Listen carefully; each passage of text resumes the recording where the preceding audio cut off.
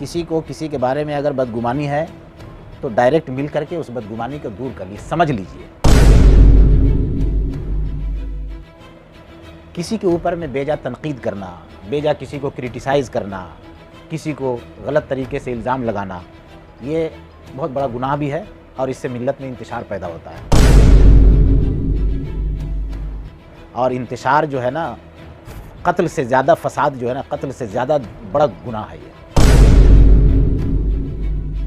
बहुत पुरअमन तरीके से मस्जिद का काम चल रहा है, माहौल भी पुरअमन था, कोई ऐसी बात नहीं थी। अचानक से ये सब शोषा छोड़ करके माहौल को परागंदा किया गया, ये अफसोसनाक बात है। उनको वो उन्होंने किस तरह से कहा है उसको हमने सुना नहीं है, देखा नहीं है, और उन्होंने जो बयान दिया है, क्या दिया है, उसके बारे में हमको हम उस बारे में हम कुछ नहीं बयान करते। बात बताइए, हम किसी भी कोई भी ऐसा साल में 1-2 प्रोग्राम होता है जो सरकारी प्रोग्राम होता है, पार्टी प्रोग्राम नहीं, जहाँ पे कोई सियासत नहीं होती है।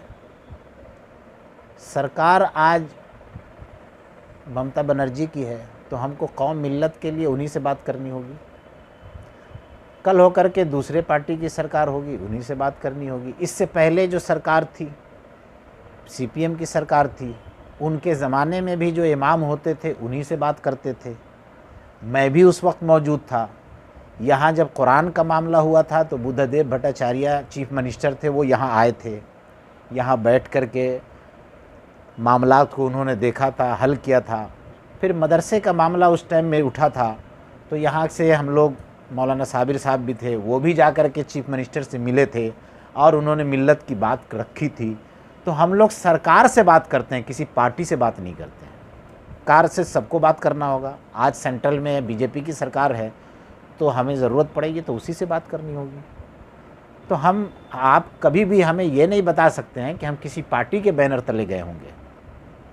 हाँ, सरकारी तौर पे कोई बात होती है, कोई मामलात होता है, मिल्लत का मामला होता है, तो हम लोग जा कर के मिल कर के और 1 to 1 बात करते हैं, आँख में आँख मिला करके बात करते हैं मिल्लत के बारे में।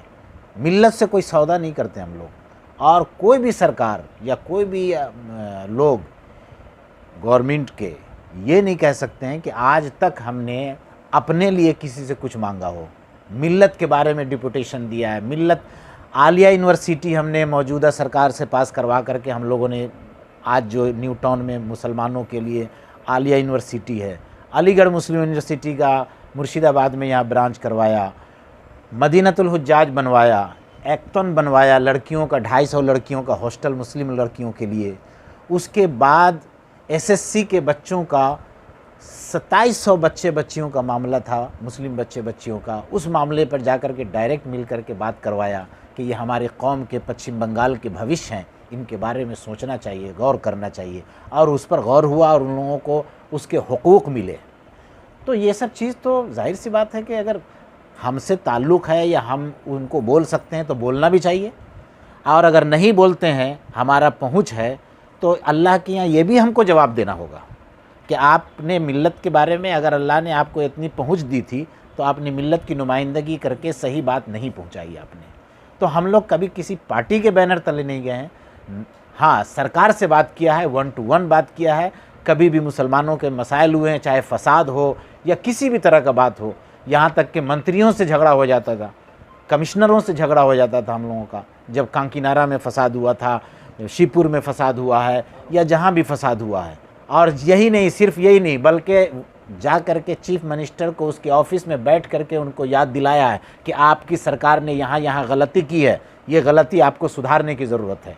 किसी के अंदर हिम्मत नहीं है कि वो गवर्नमेंट को जा करके चीफ मिनिस्टर को इस तरह बोल सके। बात बोल रहे हैं, ये तो आप जो बात बोल रहे हैं बंद कमरे में आपने क्या बोला नहीं बोला ये आप जाने या वो जानने वाले जाने।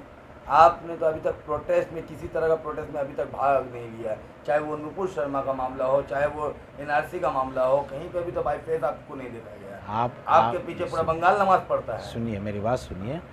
इसका मतलब आप हमारे एक्टिविटी को जानते ही नहीं है। आपको शायद नहीं पता है कि 3 महीना कंटिन्यू एनआरसी के मामले में हम लोगों ने प्रोटेस्ट किया है, यहीं पर ये करके। नुपुर शर्मा के मामले में चीफ मिनिस्टर से जा कर के मिल करके हम लोगों ने उसके बारे में ये किया है। और फसाद के मामले में 350 लोगों को उसको मुआवजा दिलवाया है। ये और बात है कि हम लोग अपने कारनामे को मीडिया में उछालते नहीं हैं, हम लोग को काम करना आता है। हम लोग कोई पॉलिटिकल लोग नहीं है कि एक आना काम किया और 1000% उसका उछालने का काम किया, मीडियाबाजी किया। ये हम लोग का काम नहीं है, और ना मेरे पास उतने वसाइल हैं कि हम इतना खर्चा कर सकें। के अंदर 200 से ज़्यादा 200 टन राशन हमने पूरे पश्चिम बंगाल में तकसीम किया। तो हम लोग तो इसको मीडिया में छापते नहीं हैं, काम करना है। ये अल्लाह के लिए कर रहे हैं, कौम के लिए कर रहे हैं, दिखावे के लिए नहीं कर रहे हैं। बिस्मिल्लाहिर्रहमानिर्रहीम। देखिए, मैं यहाँ 1995 में आया था। मौलाना साबिर साहब जब हयात से थे उसी वक्त आया था। तो उनके ज़िंदगी में ही मेरा तकर्रुरी हुआ था। तो चूँकि उस वक्त वो हेड इमाम थे, तो उनकी मौजूदगी में कोई आएगा तो वो नायब ही रहेगा। अब उनका इंतकाल 2004 में हो गया। तो जाहिर सी बात है, उनके इंतकाल के बाद 20 साल हो गया। 20 साल से मुकम्मल तरीके से हम लोग इमामत के फ़राइज़ अंजाम दे रहे हैं। सारा काम बहुस्न खूबी चल रहा है, इसमें कोई ऐसी बात नहीं। अचानक से फिर क्या हुआ जो ये शोषा छूटा और कुछ लोगों को इसमें अपने को नुमायाँ होने का मौका तलाशा, या जो भी हुआ हो, ये मुझे पता नहीं कि इसके पीछे क्या, पर्दे के पीछे फिर क्या शुरू हो गया। जाहिर सी बात है, जब इमाम नहीं होते हैं, हेड इमाम नहीं है, तो जो नायब इमाम होते हैं वही काम कर रहे हैं, और जो उनकी जगह वही हेड हो गए, वही पेश इमाम हो गए। पेश इमाम कोई ऐसा ओहदा नहीं है, न पेश, सुनिए बता रहे हैं, पेश इमाम या ज़बर इमाम, ज़ेर इमाम कुछ नहीं होता है। इमाम इमाम होते हैं, जो मुसल्ला पे नमाज़ पढ़ाते हैं वही इमाम होते हैं। पेश इमाम, ज़बर इमाम, ज़ेर इमाम कुछ नहीं होता है। और जाहिर सी बात है, जो पहले से इमाम थे उनका इंतकाल हो गया, 20 साल हो गए, तो 20 साल से हम लोग नमाज़ पढ़ा रहे हैं, तो जाहिर सी बात है हम ही पेश इमाम हैं। अब इसमें कहाँ से क्या बात निकल रही है, कौन क्या ले रहे हैं, किस तरीके से ले रहे हैं, वो तो उनका अपना मामला है, अल्लाह जाने क्या मामला नहीं है। देखिए, इसमें सदाकत जो है कुछ भी नहीं है, ये एक प्रोपगंडा है। और कौन सियासत कर रहे हैं नहीं कर रहे हैं, ये पब्लिक भी समझ रही है, ये उनका मामला है। हम किसी के दिल के अंदर झांक के तो देख नहीं रहे हैं।